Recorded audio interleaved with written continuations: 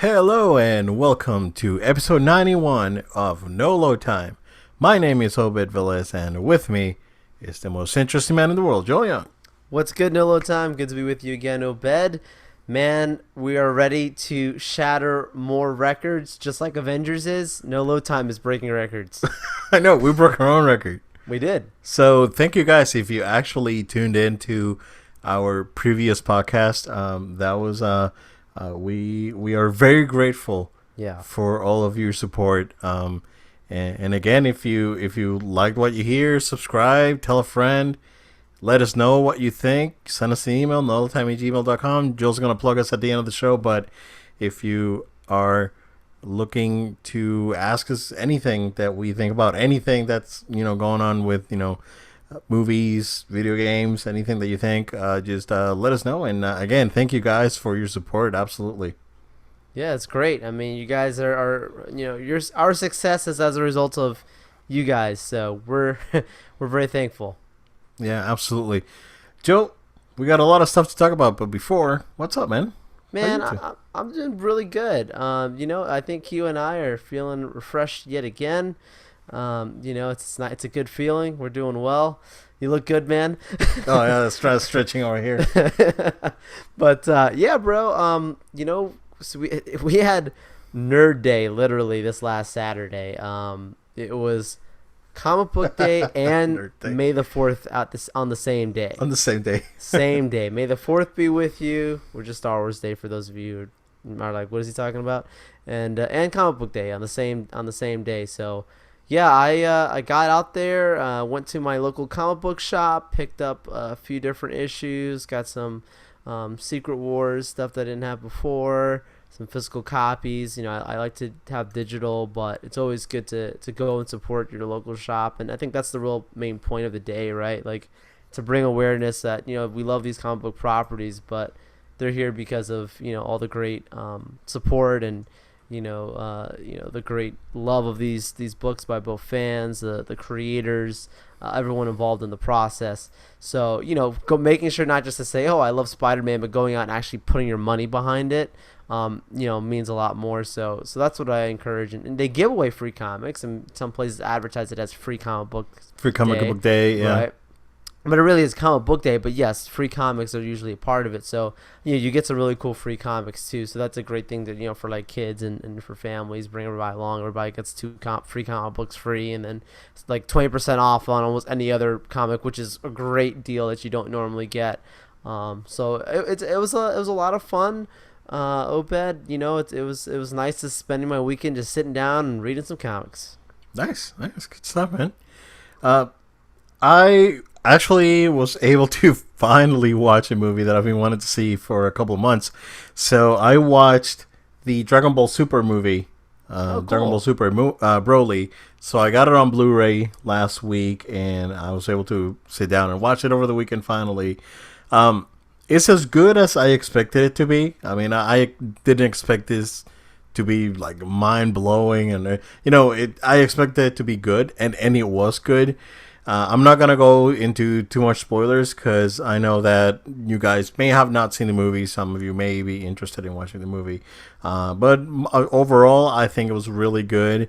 I was very concerned with a lot of the retconning that was going to happen during that movie because there was a lot of stuff, a lot of the past Planet Vegeta and Frieza stuff that was non-canon, that was done outside of the manga canon, and I was a little bit concerned that it was going to create a lot of issues, but it did not. It was pretty straightforward.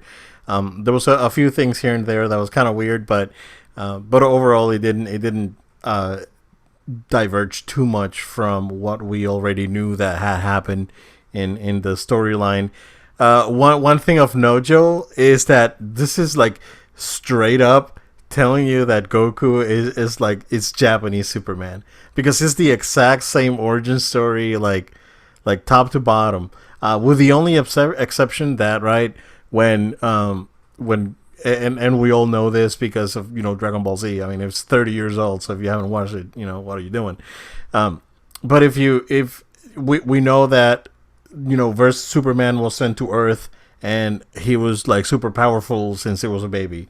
Goku was the opposite. He had to earn his power. He has to earn his strength at the end of the day, and that's the main difference between them both. He was, a strong kid, but he wasn't super powerful. And I like how they played into that. Excuse me, in the movie. So there's a good half hour of exposition. There's about 10 minutes of conflict, and then there's like an hour long fight, and it's just like non-stop, and it is fantastic. It's like, this is crazy. This is like, okay, so if I'm watching a Dragon Ball movie, this is what I want to watch. I want to watch a long fight, and this was a long ass fight, dude. And it was crazy. It was over the top. The animation's really good, like what we saw in the trailers and whatnot. So the coloring that they used and just the overall art design was really nice. So I mean, rumors are that Dragon Ball Super is gonna come back in June for TV. If that's the case, I am hoping that they keep this art design, because it is really nice. It looked really really good. I did watch it in English. I didn't watch the original Japanese dub. My daughter wanted to watch it. It's like, oh, let's go watch the Goku movie, Daddy. So I watched it in English with her. And she knows that I like anime, because like in the mornings, that's like my routine. I wake up, I get coffee, I watch Crunchyroll on my iPad for the morning, whatever show is going on. So yeah, I really enjoyed it, man. It was really good. So I watched it. I watched the English dub. No major issues with that. I mean, of course, the English dub of Dragon Ball Z has come a long way, and Chris Sabat and Sean Schemmel do a great job at the dub.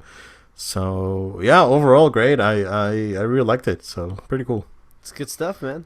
Yeah, and man, and still a lot of Zelda. Played a lot of Zelda. I'm in love with that game, dude. It's insane. It's like I started lukewarm, and now I'm like I'm in, man. It's like it's incredible. It's like it's crazy, because I really love when a game makes me want to think about what's coming up next and what to do, even if I'm not playing the game, and that's how it made me feel. So it's I haven't felt that way since, man, probably Persona 5, maybe. So it's pretty good. Also, the other thing of note, Joel, is that I finally got around and got... I haven't had it. I actually bought it when it came out, but didn't get a chance to play it. The final DLC for Final Fantasy 15. So, Episode Arden. Really good. Again, these are things that should have been in the main game, story-wise, right? Because... the DLC itself is fine. It's competent as a DLC expansion of sorts, right? And it gives you a view of things that you didn't have in the past. But man, I think Arden's my favorite Final Fantasy villain. Spoiler alert, because I mean, if you watch Kingsglaive, you watch Kingsglaive. I did. So you know that Arden's not a good guy. So. Yeah, he is definitely my favorite. Sephiroth's great, right? Kefka is great. All these guys are great. Gabranth is fantastic from 12. But Arden is such a deep character, and this DLC does a great job at giving him purpose. And I am really upset that the rest of the DLC was canceled, because I heard what that was gonna be.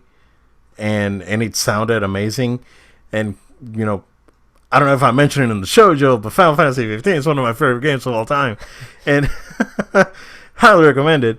And I wish they could have continued on, and being able to release this final chapter of the game instead of being a novel. So kind of disappointing in that point, but now we know what the true intentions behind the main villain is, and it's fantastic. So it was really good. Yeah, and we'll talk Final Fantasy in a second because right now, as we speak, Final Fantasy 15 is actually trending on Twitter. On US, it was Breaking news. last I checked, I was like number 13 trending on the US Final Fantasy 15 because like people realized I was like, oh wait, we did get a Final Fantasy game that was pretty good. Yeah, guys, come on, it was awesome. It's the Choco Bros, man. How are you go wrong with that? I even own it, man. I love it. You do, yeah. You need to finish that game too, man. Yeah. No, I was really close. Yeah. Yeah. Well, the good thing is that now if you haven't finished the game, right, with all these expansions and updates, all these updates that has been released for the game, either EP content or more story stuff that they've added. So now it's the perfect time because now the game's complete. Right. The game's there. And now it's the best time to go around play that game. I checked my hours again, my timer. Still on 179 hours on that game. So wow, man, and you know what? What's crazy, Joel, is that I went in and I played episode Arden. And I finished it, and I went back to the main game. It's like, you know what? Let me go back to the main game. Let me do one of those daily things they have. And the going back and doing a daily thing was that I spent another 2 hours playing and just going around and just doing random crap. And man, I love that game. It sucks that it's not gonna be complete, but you know what? I enjoyed it. Man, tears were shed, and that's what's important. So, we're going to have a quick update on that. But, Joel, pretty big stuff happened this week. Before we go into the never-ending movie lineup, let's talk about Spidey, man. So, what do you think of that trailer? Wow. Well, first of all, before I say anything, those of you that did not see Avengers Endgame, hopefully you did not watch this trailer. Because this trailer is full of Endgame spoilers. It answers a lot of questions that we had beforehand. Before we knew what entirely this movie was, Far From Home, and its direct connection to Endgame. With that being said, you might want to skip ahead a minute here, just because I'm going to talk about this really quickly. First things first, being the timeline. People thought this movie might be a prequel to the Infinity War, or even a prequel to Endgame. No, that's not the case. This movie is taking place directly after the events of Endgame. Because people thought that whole scene in Infinity War where he's going for a field trip and then he swings right into action. Seeing what's going on with these two guys and showing up in the battle right with Doctor Strange.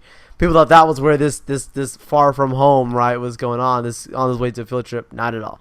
This is absolutely right afterwards, and we begins with obviously the Happy and Spidey talking about the events of Endgame and the casualties and how it affects Spidey directly. But man, like you could see just how wrecked like Spidey looks, man. Like Peter Parker is been a changed man, and it makes sense now why like they even show his his license, his passport rather. Why the date is redacted on there, the issue date, just simply because it's so long ahead in the future, 2025. I mean, there's a lot of different details in this trailer that point directly to the events of Endgame. That's going to, from an emotional standpoint, I think really drive the heart of this movie, right? It's going to probably drive the motivations behind, you can't shrink back, you can't turn away. Like he maybe that little bit of that battle like we saw even in Spider-Man 2 with Tobey Maguire, right? Where in that movie, Tobey Maguire, that version of Spider-Man rather, Peter Parker debates should he even be Spider-Man. He doesn't want to be him anymore, right? Well, in this one, it's not that necessarily he doesn't want to be him. He just wants a vacation, right? Spidey just wants to go away and just take a break. Take a break, yeah. And it's like, no, like we need you. You can't just take a break like that. And the people who left you behind, did this intentionally because they knew that you're more than capable of saving and helping your community. So that's a great story overall. The only thing I will say about the negative standpoint that I wish I didn't see in the trailer, but it's not it doesn't ruin the trailer by any means. It's just something that I was like, I would have liked to have seen this in the movie. Is I think I know what you're gonna say. Go for it. Is it the hey MJ, I got something to say. Oh, you're Spider-Man. That was actually not too bad. Actually, okay. it was like one of those moments that I definitely on the list of like I didn't have to see that in a trailer, but Yeah. I would have rather seen that in the movie. Right. That would have made it more like, whoa, hey, what the heck? Because now when I see it in the movie theater, I've already seen that trailer like 3-4 times. Won't laugh at it the same way I laughed at it in the trailer, right? But the one that really stuck out to me was the multiverse name dropping with Beck. I was like, oh, he's from, he came in from the multiverse. I was like, I liked the mystery around Mysterio, being, look at that with Joe from Redundancy over here. Yes, using alliterations. I like my vocabulary, but yes, I liked that there wasn't a lot of a lot of guesses going around with Mysterio going into it. Like, is his powers gonna be like illusion, like we see in the comics, or is it gonna be like a little bit magical? Or I think it looks like there's a bend between like science magic, right? Or is he full of crap and there's no multiverse and he's just making stuff up so he can just fit in and do his stuff. Someone else told me the exact same thing. We'll wait and see. I mean, that would be a very interesting theory. I think that though there's a reason why the multiverse was dropped, because they do specifically say Earth 616. I heard in a new clip that was released. Like, someone put that in the caption that came out, and I'm like, why are the clips coming out, man? You got my money for this movie. I believe it was the director confirmed that multiverse will be a thing. That Beck did not say multiverse just to make stuff up, so he can get close to Nick Fury and whatever. Right. We're assuming that this is how potentially X-Men, Fantastic Four, and all these guys that have been missing are going to fit in now. So, interesting way to do it, right? But in my opinion, the right way to do it, because if they want to keep some sort of continuity, that's the right way to do it. I agree. I was just saying, and showing it in the trailer was the part. Oh, yeah. Well, it's something that got fans really excited too, though. Yes. And fans wanted to speculate, and you know how fans are. They want to dissect these trailers and do this crazy analysis and be wrong about a lot of things, because that's usually how it goes. Yes. But I thought it was good. Like not nudge. It's like, oh, okay. Like, the casual fans are not gonna probably process the entire the entire, I would say, severity of the multiverse. Right. But us fans will, and we'll get it right away. And again, I know that we'll talk about it here in a couple of minutes, but there has to be a way for Marvel to incorporate these other properties that they now have the ability to inject into the MCU without killing the continuity in the world that they already build. So, if you ask me, this is the correct way of doing it. I agree. And he can even retcon some stuff, even with from Endgame with certain characters. I'm not saying that people's deaths won't happen, but maybe you didn't like this depiction of that thing. Well, now there's this other version of the person in another universe. I don't know. Yeah, that was the thing with Endgame, and I can't remember if it was you or another coworker that I mentioned this to. It was like no, it wasn't you. I think I mentioned it to you as well, but there were certain things on Endgame that to me felt sort of lazy, and there's a lot of plot holes and whatnot. Yeah, oh yeah. And I think all that was intentional. Oh, I agree. Yeah, and that because they wanted to leave it open, open in a way that they can go anywhere they want without having to retcon too much. So it looked great though. They got my money right away. I already reserved my ticket. Yeah, the trailer looked great. Mysterio looks spot on, perfect. It looks really good. The black suit looks good, and of course, Iron Spider's still around and whatnot. So, I'm excited for this one, man. I'm actually more excited for this one than Homecoming. Sure. Just because this is like what's gonna happen next, right? And this is the one that, based on what Disney's or Marvel has said, will be the one that brings everything together and will basically close this phase, and we'll go into phase 4 with stuff that we don't know what it is, because no. So this is another great move, right? That's because right. This is Marvel, or in this case, the entirety of Disney, because this affects everything. This is them keeping the doors open to anything they want to do for the next 6 years, and not have fans go crazy with speculation and putting timelines together and all this stuff. But Joel, Disney went ahead and released a bunch of stuff, a bunch of dates, a bunch of delays, and other things that we're gonna probably make some fun of here in a second. But let's start since we're talking Spidey. Let's go ahead and talk about Marvel. So they've announced pretty much 2 Marvel movies from a year from now until 2025, right? That's right. Yep. And none of these movies are titled. So all of them are untitled. All of them are untitled. The speculation is that one of the 2021 ones is going to be Guardians Volume 3, because they start shooting early next year. And Black Panther 2 could be one of the late ones for either next year or 2021. So, yeah, go ahead, man. Yeah, it sounds like Guardians and the Black Widow movie are going to be pushed pretty early. I know that they've pretty much all but figured out their cast and the stories were written for the Black Widow movie. So they'll probably put that down in the earlier slates, with Guardians, of course, being the one. Black Panther, like you're saying, is going to be pushed really quickly too, with the amount of money they made from the first one. They're going to want to make sure they get that out there while it's hot. Makes sense. Captain Marvel's going to probably be pushed really hard now too, because of the massive success that they had there. And then the other ones become, is it your usual suspects? Is it the Doctor Strange 2? Is this, which has also been talked about? So there's rumors out there that the next storyline is going to have Brother Voodoo being a major character in the film. Where's Shuma? Yeah, I know. I don't know. We'll see. So there's a lot of different stuff going on there, but that would be the stuff we would suspect. But you and I now start to talk about, okay, there's definitely bigger things at play, and I think this is where we start talking about that wiggle room from Endgame, where, is Galactus going to be a part of the next phase? Is Namor going to be a part of the next phase? Is the X-Men going to be a part of the next phase? How quickly is that going to be shuffled in? Is it going to be at the end? Is it going to be in the middle? Obed, I think they'll try and do it sooner than later, because I think this is going to set up their next large storyline.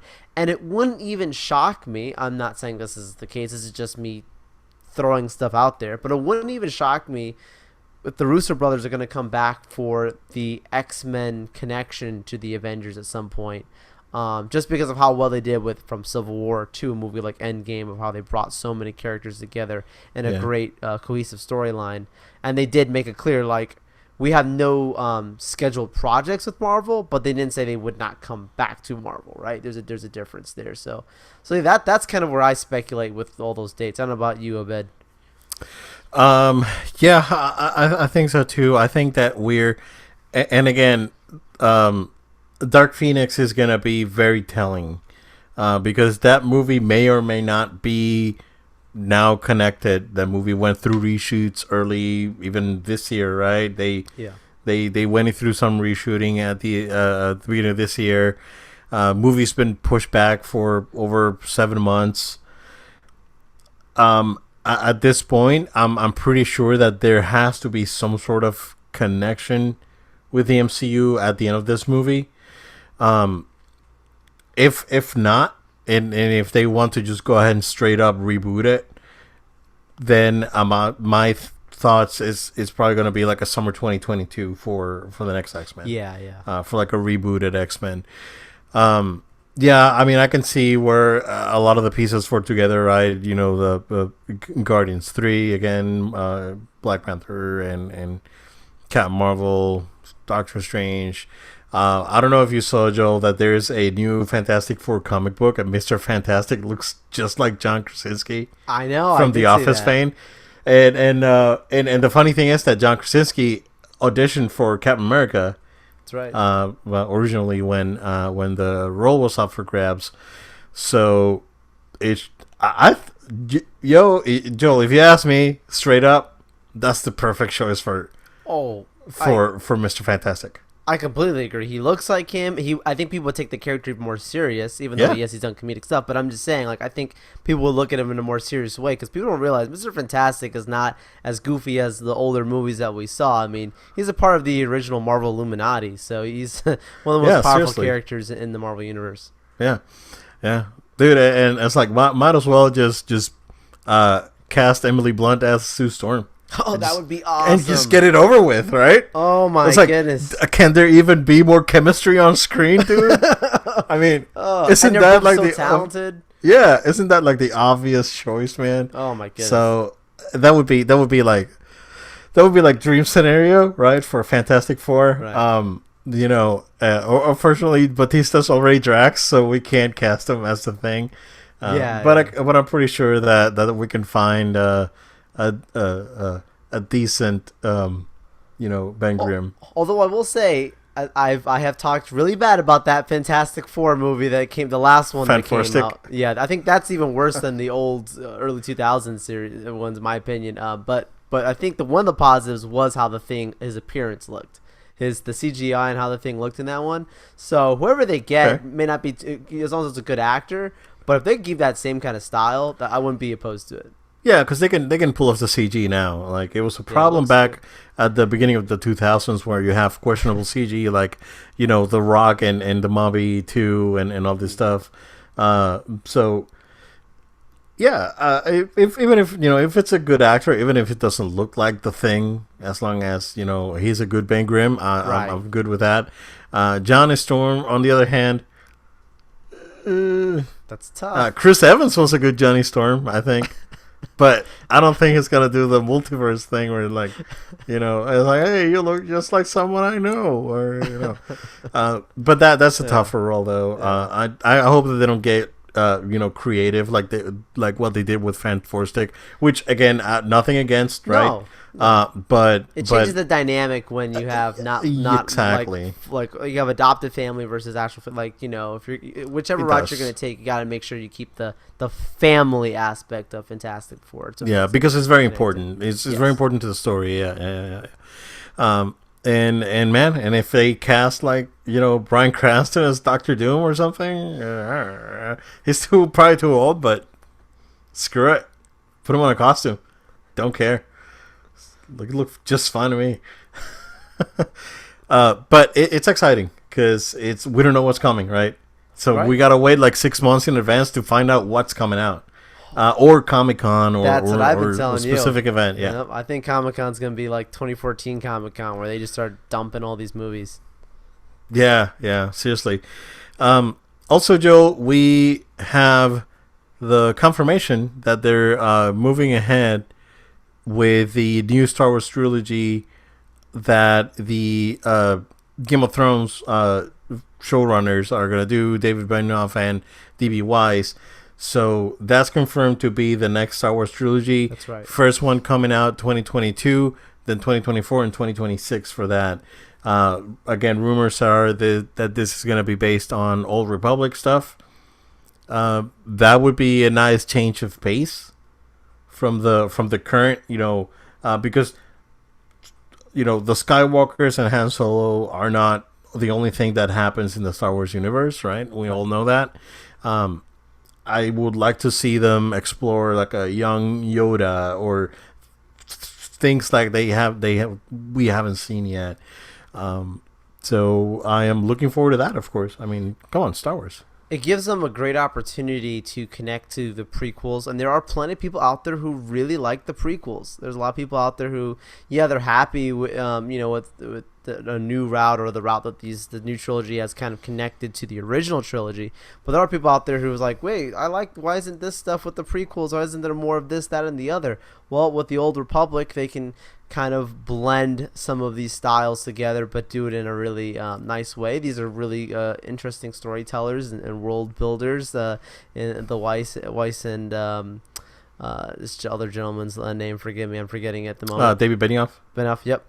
Yeah. Benioff and Weiss, yep. So they're really gonna put together an interesting universe. I can't wait to see Old Republic being a great piece of history to dive into, especially when you get into the original Rule of Two, right? Like that's gonna be really awesome with Darth Bane, hopefully. I mean, there's there's a lot of stuff there that gets this nerd excited.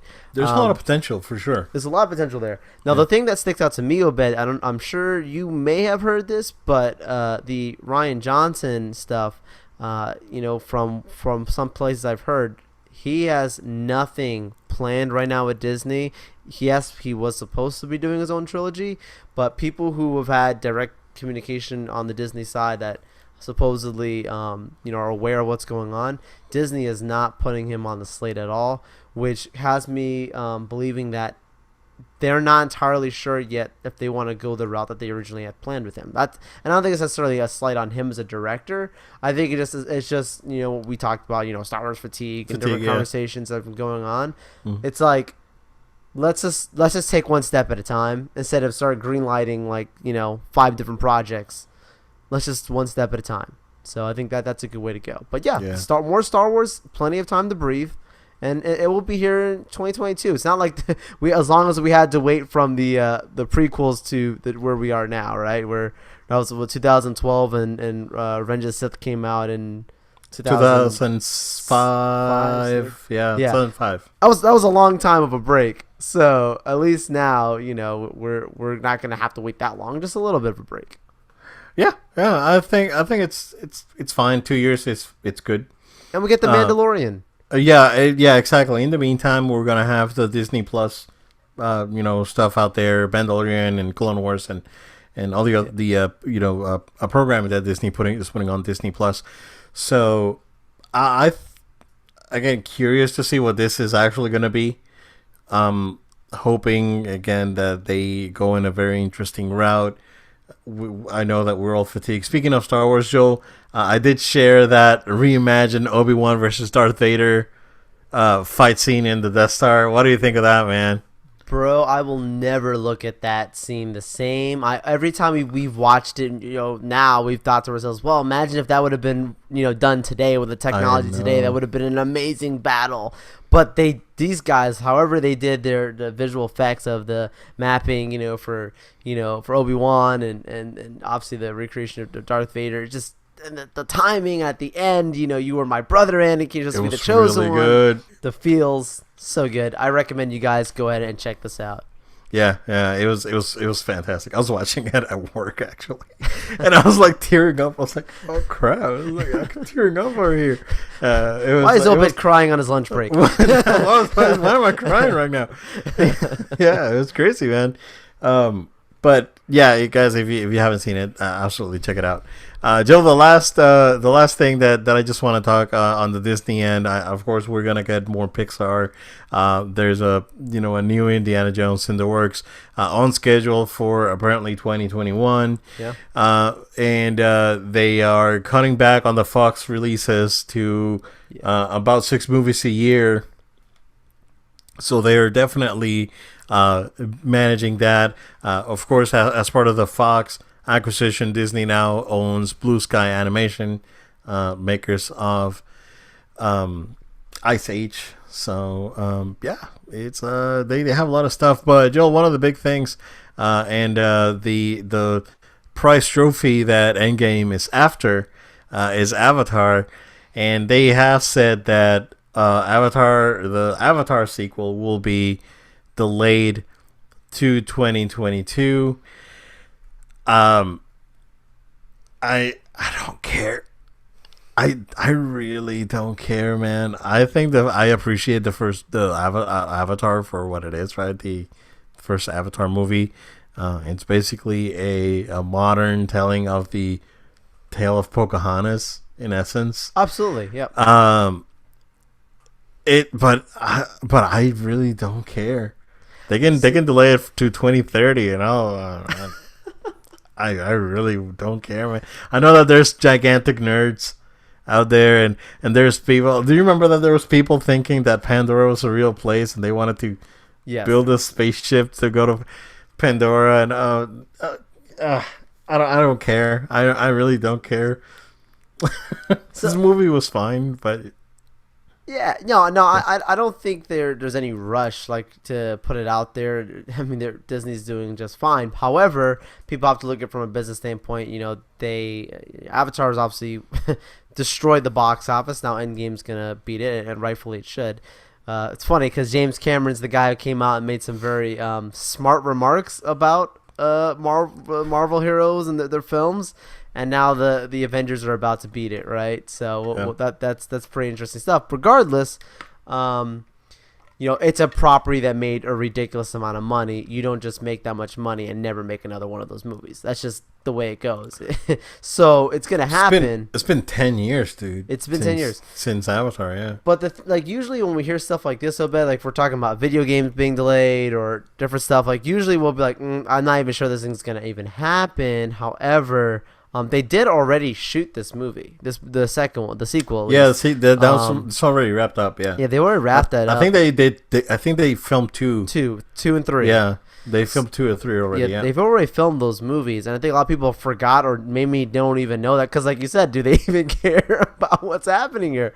But with that being said, like, I like that they actually made it like a Christmas thing. Like, that's a good time of the year. Like, so it's gonna be like consecutive Christmases, just continuing the story. And I think like that's gonna benefit them because they have enough time as technology is going on. The motion capture, all this stuff, they can really refine it. I mean, movies like Black Panther, movies like The Avengers, whatever. Like, the reason why they get certain recognition is because they have to take a lot of time on the post effects on those post vids, on these movies. And I think that's actually going to become the longer aspect of creating films in the future. I think it's like you can, film actors and get actors to do their stuff, but to make these movies really come alive, you got to spend a lot of time doing the visual effects, and Avatar is known for its visual effects, so you can't just crank them out as quickly as you would any other, film. So it's fine. No, nothing to worry about. It will happen. 5 films is a lot. 5 Avatar films is a lot, but we'll see. I don't know why, dude. It's like until 2027. It's James Cameron. That's why. Oh my goodness. Yeah. It's like, I know it's James Cameron, but I don't think it's that great either. Oh. That sounds like a special episode right there. Talking about boy, you guys are gonna take away my nerd card. Holy crap!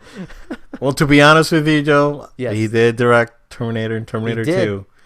The first Terminator, I like more than 2. Everyone fawns on 2. No, 1 Terminator is really 2, 1 to me, man, top 10 for sure. Favorite movies ever. That movie's phenomenal. So. But I think James Cameron. I have nothing against his work. No. I just think he's a little pretentious, and that's just my opinion. So good choice of words. Yeah, it's my opinion. So I can say whatever I want. Joe, PlayStation.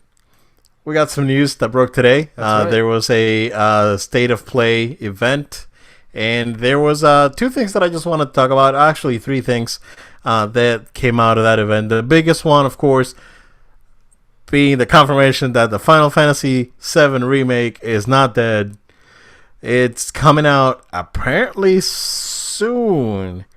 They release a short trailer, it's about a minute and a half, and they said more news coming in June. I'm assuming that's going to be on their June 10th E3 event. And they posted on their Twitter account that they're ramping up to release. And so, okay. So what we've seen so far about this game in all of the trailers that we've seen since 2015, it's been basically the events of Midgard. I think that this game is probably going to be split in 3 parts. It's going to be Midgard, what happens outside of Midgard, outside the walls, basically, or how they say in the game, if I'm not wrong, when you leave Midgard, they say about how they're outside the walls, and then there's a pivotal moment outside of the walls that goes into the final sequence. So, in my opinion, Joel, I think this game is going to be split in 3 parts, and we're going to get Midgard first. The way they posted it on the or they presented it on the State of Play is that this is for sure a PS4 game. My in my opinion, this is gonna be a cross-gen PS4, PS5 game. This game's probably gonna come out summer next year to late next year, and it will be a PS4 game, but it will also be enhanced to take advantage of the power of whatever the next console is. So, really excited because Final Fantasy VII is a fantastic game. I really want to relive the story because the story is really good. The game itself, if you go back and play the PS1 version, it definitely has not aged well. If it wasn't for the story, to keep you engaged, I don't think that overall is probably going to be a very enjoyable experience because it just hasn't aged very well. Also, I do have a really gigantic problem with that, not with that, but with fans necessarily, because I did see a lot of people. It's like, well, this is not what I was expecting. I was like, what were you expecting? Oh, I was expecting the Final Fantasy VII, but with really cool graphics. It's like, you wanted the same game with cool graphics. You wanted the same thing, but just made it look better. And they're just giving you a brand new, completely from the ground up experience, and you still want to play the old game? Just play the old game.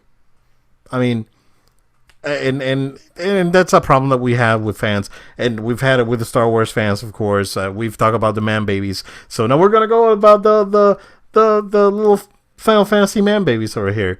And no, stop it. Make new, fresh stuff. Retell the story in a brand new way. That to me means more than having to replay through the entirety of Final Fantasy VII as it was in the past. So I think that Square Enix is making the right choices. There's some hints to the battle system because they did show some gameplay, and it looks like it's going to be basically a hybrid of Kingdom Hearts with Final Fantasy 15, and I'm really excited for that. So I really want to see more of this game, Joe. Yeah, I'm happy about this news. It's good news. You and I talked about this offline for a while. We're like, yeah, this is probably what they're gonna announce at the State of Play. They're probably gonna show us some more gameplay here of it, since it's been a while since we've heard or seen anything from it. But with all that being said, though, like, believe it or not, the weight on this game didn't concern me or make me think negatively towards this game at all. I mean, it's a remake, right? Like, if you really, really are crazy about this, like you said, you can always just go ahead and play the PS1 game. Like, it's been out since 1987. But yeah, with that being said, it is still a remake, so it's not the exact same thing as coming to fruition later on. Yeah, and they have that improved version that's on PS4 that has trophies and it has higher resolution graphics and whatnot. And it has like quality of life improvements and all that stuff. So, again, it's the man babies being man babies and just looking for something to cry about at the end of the day. And there's really important things to cry about, like unsubscribing from a certain YouTube channel that I am not going to mention. You guys do your research. Wink, wink. Yeah. Yeah. No, you're right. I mean, this type of outcry is the kind of like stuff where it's almost like the kid that's like upset because his food's not ready at the exact moment that his stomach grumbles. I mean, that's basically how some people are. It's like, I want this game and I want it right now. It's like, well, I mean, you've been fed before. Like, we've got the last game. It's not like you've never had this or never played this. It's a remake. It's coming. Don't worry. It's like the people that wanted Luke to grab his lightsaber on The Last Jedi and just started, cutting the First Order one stormtrooper at a time until there's no one left. It's like freaking bloodbath over here. And guys, come on. There's more to it, right? There's more to it. Yeah, you don't need a 1 hour fight like in Dragon Ball Super Broly for everything. Not everything has to be that, right? There's certain things that you can actually get away with like that, right? But in some cases, I would rather experience this game with a fresh take on the story, and give me the story, feed me the story, and give me a fresh game. Final Fantasy VII is a product of its time. The game is 23 years old. You're not why would I play a game that feels that it's 23 years old? I want to play a game that feels new. And that I appreciate Square Enix for being bold enough to do something like this, and I am very excited. I agree. So yeah. The other big thing, kinda, if you are into PS1 classics, the Medieval remix coming out October 25th. Of course, Medieval being a PS1 classic. That it's basically an action adventure sort of game. Has a very unique art style, more in the vein of Nightmare Before Christmas, that sort of type of art style. It looks okay. I mean, it looks fine. I'm not it doesn't move my needle, but I'll sure, if you're into Medieval, I guess you're really excited. So that's the only other big thing, and of course we do have a new special edition PS4 console, Gunmetal Gray. Beautiful. Yeah, Gunmetal Gray. It looks real nice. That's coming out, or not Gunmetal Gray, but they're calling it like Steel or something like that. For the Days of Play that's coming out in June. Joel, a Disney property is getting a game. The Predator. It is a Disney property because it's owned by Fox. That's right. So the Predator is getting a game. It's an asymmetrical multiplayer shooter coming for PS4.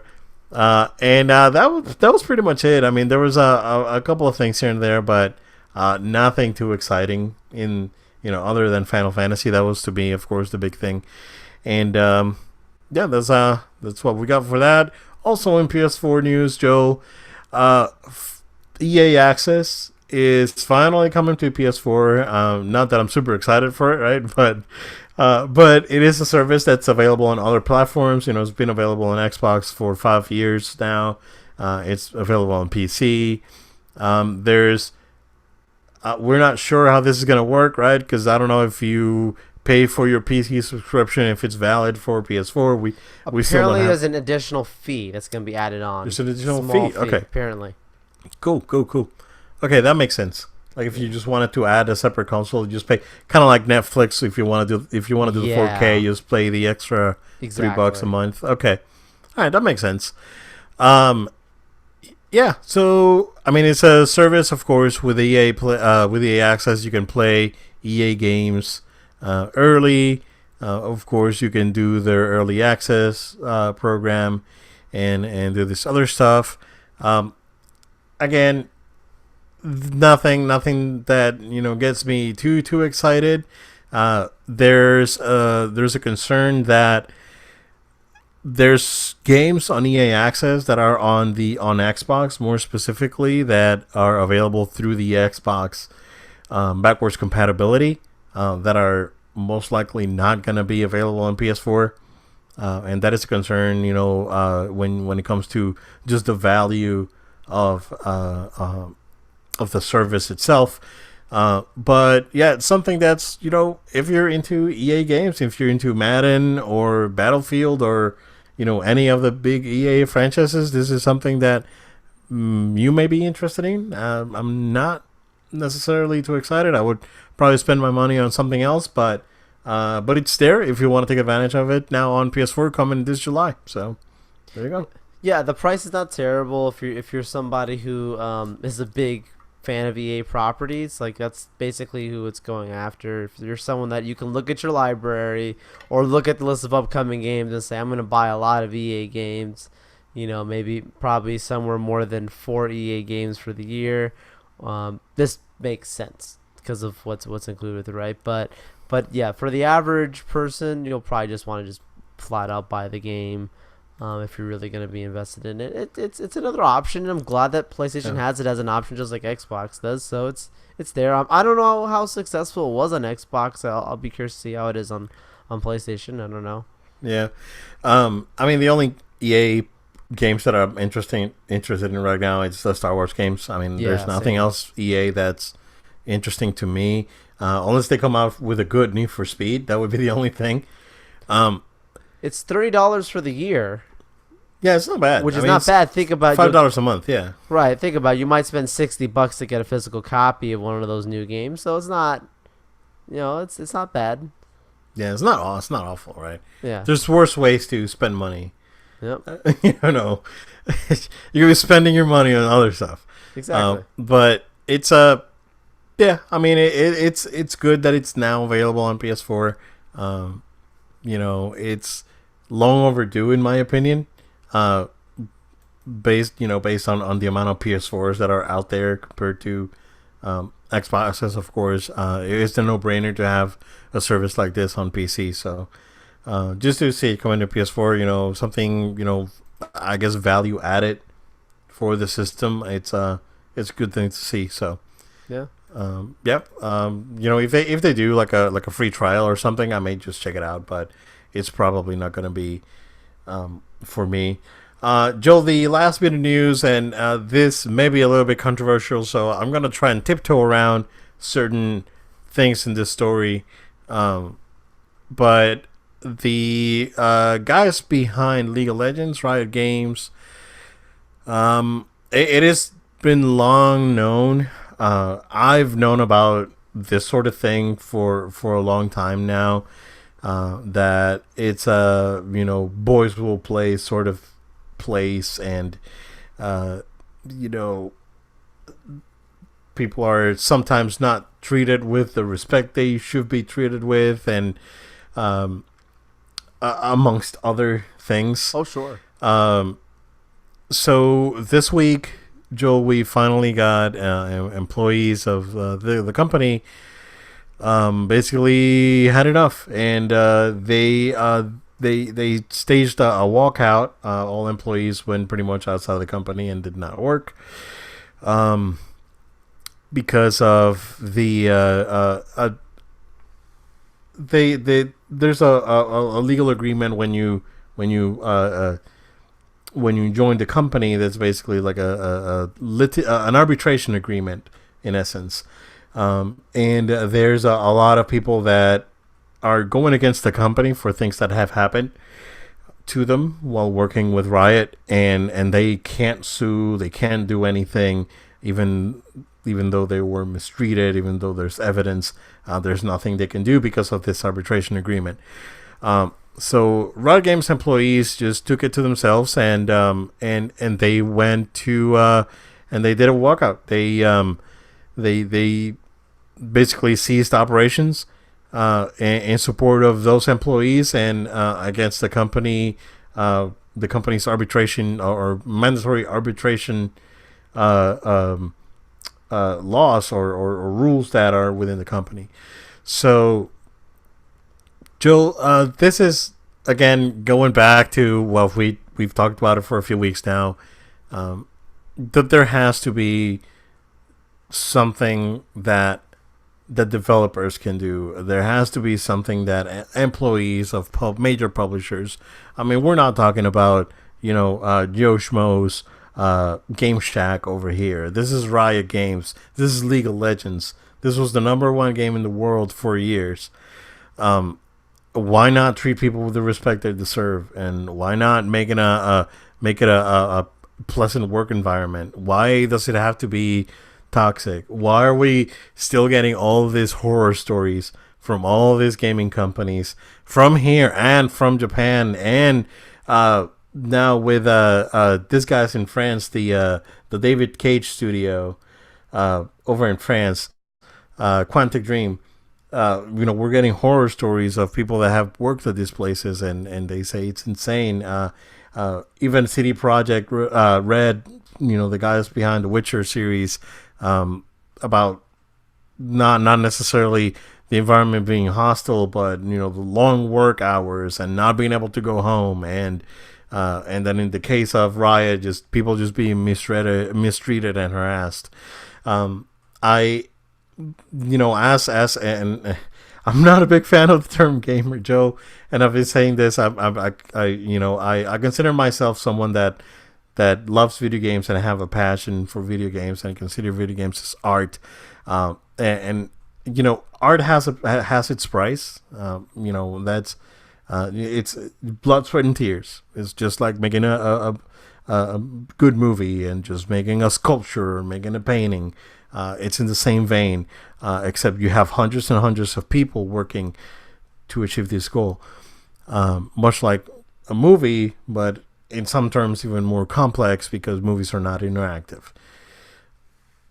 Why, why, why, why are we still having this sort of problems, Joe? And it concerns me because I want to see video games evolve into something higher.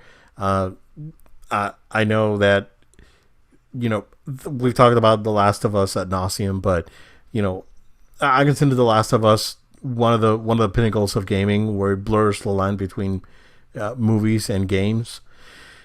And we see how fantastic everyone, how everyone that worked on that project shows the passion and its contempt with what they've achieved. But then we see stories like this come out, and where's the disconnect? I mean, why are some studios better than others? And it seems to be like studios that make more money. The more money they make, the worse they are to work for. We get Riot and Epic and all these other studios, the big studios that EA with some bunch of other problems. I can rant on because I'm very passionate about this, but why can't we? Why can't not we? Because we're not in the industry. We're outsiders looking in, but at the same time, we're very passionate for this. But why can't the industry as a whole just come create some common ground and and protect their employees? I mean, why does it have to be a Konami, Kojima horror scenario? Why does it have to be, a Riot Games, the CFO going around and farting in people's faces? Because that's part of the story, right? Why do they have to be like this? Why not treat people with the respect they deserve and try to elevate the art form instead of just holding it back? So my concern, Joel, just going back at it, is because of all these problems that we're seeing, gaming may hit a wall in the near future where we're going to be getting less and less innovative projects and big projects that would blur the line of the art form. So, Ben, I mean, again, I can go and talk about this for a while, but what do you think about this whole debacle, man? It's just bonkers to me. Yeah, I think I'll be as careful as I can talking about this, but I do want to hit on the fact that like we're talking about this just because Riot right now is in the headlines, but like you've been alluding to, there's a lot of other major entities and businesses that have had the same thing in this same space, in the same industry, right? Or we're talking about the gaming space, but like the actions taken by the employees, the mass walkout that was documented now in the news. We've also saw this happen at places like Google, or in November. I think over 20,000 staff members just walked out of some of their offices. Stuff like this definitely sends a message. It's a very calm way of doing it, and I do think that when messages are sent, they're also received. And so hopefully on the receiving end, right, like people kind of want disassociate with past negative news and disassociate with other, current negative headlines that are going around, and hopefully say, like, how can we completely change the narrative and not just do that in a sense of, this is not true. Do in a sense of like, no, we recognize that there's things people aren't happy with. How can we put our people that they feel confident in backing a true change behind us? And I do think that is coming. I do think that is a shift. I'm optimistic. I'm positive. I think when things like this happen, like we're talking about with these staff members, I do think that only helps at the end of the day. It's just the bigger you are as an organization, sometimes there's going to be things that slip by, or things that you just might overlook and say, we've got bigger fish to fry, bigger things to work on, bigger financial deals to make, whatever that might look like. So something like this, when something like this happens, it makes them be forced to take notice, and then it becomes a priority, right? So hopefully, positive news comes out of this, and hopefully other people take notice. Not just we're talking about Riot, but there's other places, so that way they're not in the same headlines for similar things. Yeah, well, I mean, we've seen it again this week with Gearbox. Gearbox have been in the news for a couple of months now. Yes. I've been avoiding talking about it because it's also sort of sensitive. Yeah, it's great. And yeah, I really don't want to dive too deep into that stuff in the podcast. We're trying to keep it positive, guys. We're trying to, we pick stories that we think will make your day better. But sometimes we just need to talk about this stuff, and like we talked about Me Too a little bit back when this Absolutely. all was happening, and give you guys our opinion, and I just think that we should appreciate people and appreciate people that are in this industry, because they're not in this industry just to find a job. People that are into gaming and want to get jobs in gaming are very passionate people. They're just not in it because they're not in it to make a paycheck.